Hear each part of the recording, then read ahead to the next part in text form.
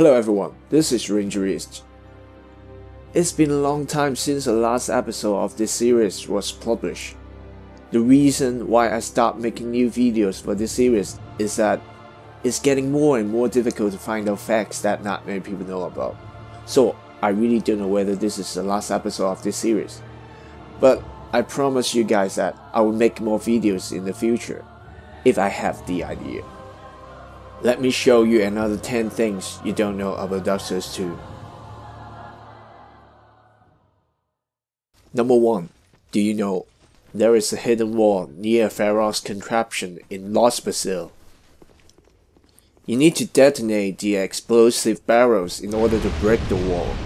After breaking the wall, you could find the Archdrake ropes and the Archdrake shield in the hidden passage. Well, you guys may think that this is so obvious, right? You know what? I just found it not long ago. Number 2. After you defeat the Flexo Sentry, you will come to a place in Lost Brazil. When you look at the sky, you will find that something strange is floating in the air. Let's find out what it is.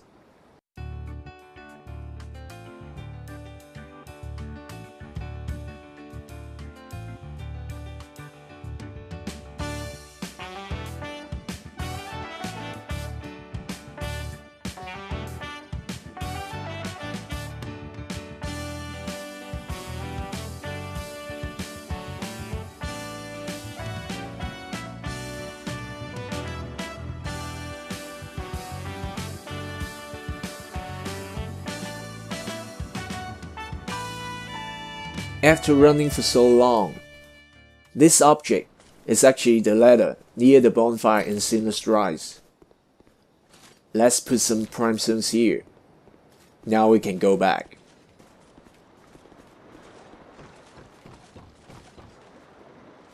See? I told you.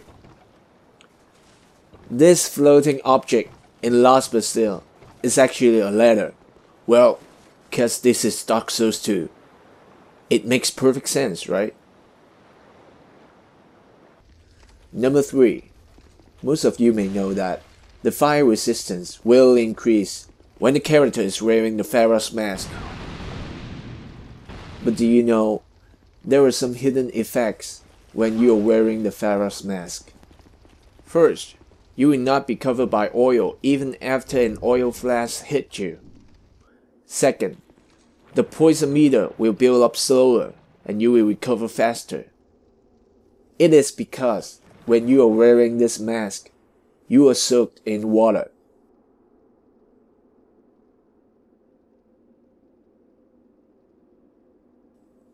Oh, and one more thing. If you use Iron Flash while wearing the Pharaoh's mask, the visual effect of Iron Flash will be undetectable. Number 4. Do you know there is a shortcut in Harvest Valley? This shortcut, however, is a bit glitchy. If you are not careful enough, you will fall into limbo and die.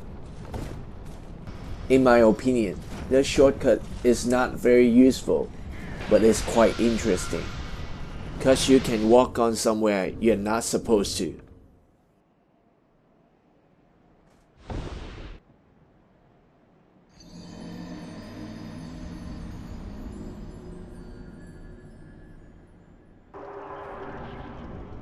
Number 5. Do you know you can cut off Mitha's tail? All you need to do is to literally cut off her tail. And that's it. Nothing will happen after you cut off her tail. I think that's why not many people know about this, because it's quite meaningless to do that.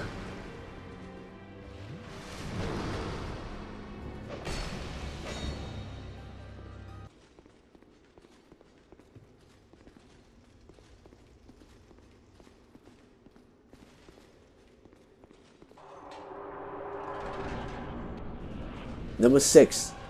The fight with Along is my favorite boss fight in Dark Souls 2. I think most of you guys know that There is a special death animation for Along if you kill him without being hit. I posted a video for that before, but do you know, Along actually can parry and riposte. Along will rarely hold his katana like this. When you try to hit him while he is doing this stance, he will perform a parry and riposte. It seems that he will more likely do the stance while the player is defensive.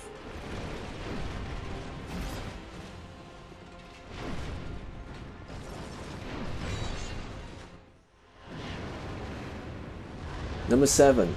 In the Crown of the Sunken King DLC, Elena will summon Falstad or 3 skeletons during the boss fight. You will often need to face more than one enemy at the same time. Do you know that she will rarely summon 3 pigs during the boss fight?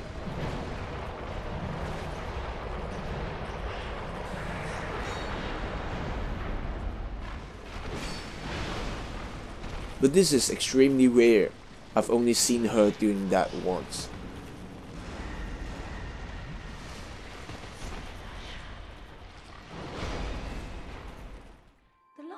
Number 8.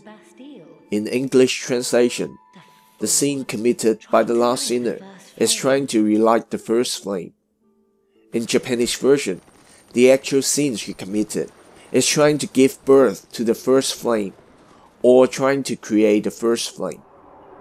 Although people could argue that lighting a flame is actually the same as creating a flame. But what I want to point out is that this may somehow explain why the Battle of Chaos is in Dark Souls 2. The following is only my speculation and could be wrong. She ambitiously attempted to recreate the first flame with a soul. What she instead spawned was a twisted being of chaotic fire, the Battle of Chaos. This is the old witch in Dark Souls 1. If the actual sin committed by the lost sinner was trying to create the first flame instead of lighting the first flame, it can actually explain why the Battle of Chaos is in Dark Souls 2. It can also explain why the lost sinner will drop the old witch soul in New Game Plus. I'm not saying the old witch is the lost sinner, but they at least have some sort of similarity.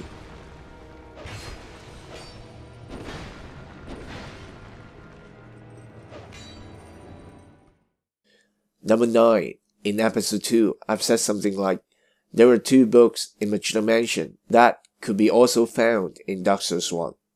Actually, there's one more book in Dark Souls 2 that you could find in Dark Souls 1. In Memory of Rama, you could find this book. In Dark Souls 1, you could actually find the same book in Duke's archive. The following should be something that only a few people know about. The words on the book should be Free High-Res Texture Pack, The Anatomy of a Really Old Book. It's definitely something that irrelevant to the story or lore. But this is quite interesting, right? Actually, this information was given by one of my audience, Francescript. I really need to thank him for giving me such an important information.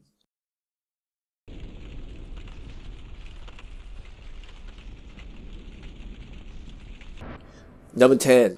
Do you know Artorias is 100% right-handed, unless he's left-handed. In the Crown of the Old Iron King DLC, FromSoft introduced a new weapon, Majestic Greek Sword. The Majestic Greek Sword is actually the Abyss Greek Sword, which was wielded by Artorias, the greatest character in Dark Souls series. This time, they tried to fuck up the story by writing some stupid, misleading description. According to the description of Majestic Greek Sword, all people who inherited this Greek sword was left-handed. Back to the day when the image of Artorias was still unknown, the Prepare to Die edition was not yet announced. Some people argue that the knight on the game cover, who is left-handed, is Artorias. Do you know? The game cover of Japanese version is different from the overseas version. The publisher of overseas version is Bandai Namco. They probably thought that the cover designed by FromSoft is not eye-catching enough. They probably decide to let someone who doesn't even play the game to design the game cover. That seems to be a normal practice in gaming industry. However, after Prepare to Die edition was released, no one ever says that stupid argument anymore. Everyone knows that the knight on that cover doesn't even exist in the game. I need to tell you guys that Artorias is right-handed, and he didn't inherit the great sword. He was the owner of it.